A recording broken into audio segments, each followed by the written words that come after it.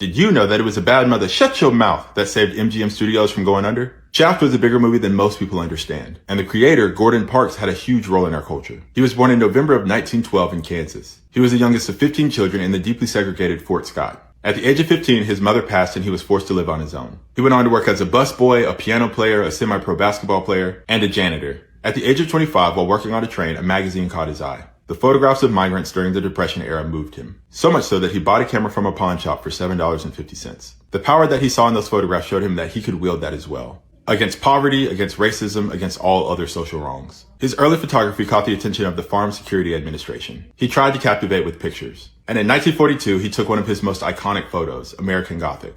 It featured Ella Watson. He posed as black cleaning woman standing in front of the American flag with a mop and a broom. It was a direct subversion of the original American Gothic image. In 1948, Parks became the first black photographer and writer for Life magazine. It was the most influential photojournalism outlet at the time. He created deeply human photo essays. They were about Harlem gang life, segregation in the Deep South, the Nation of Islam and Malcolm X, and black family life and dignity. His photography showed everyday black life as poetry, full of grace, struggle, resistance, and joy, all in one frame. He published his memoir, A Choice of Weapons, in 1966, all about how photography saved him from rage and helplessness. Another notable work is The Learning Tree, which he wrote in 1963.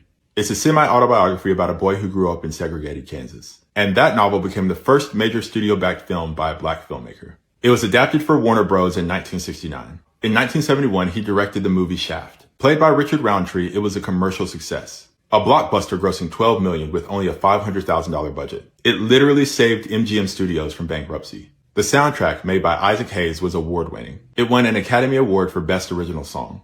Shaft is considered a masterpiece in the blaxploitation era, an era that did feature black protagonists and anti-heroes. And though it's not the first film in this genre, it's widely credited for moving it forward. Parks' style was based around visual contrast. He used light, shadow, and composition to speak emotionally. He photographed Muhammad Ali, Duke Ellington, Ingrid Bergman, and Malcolm X with dignity. His work also directly influenced other photographers, filmmakers, musicians, and more.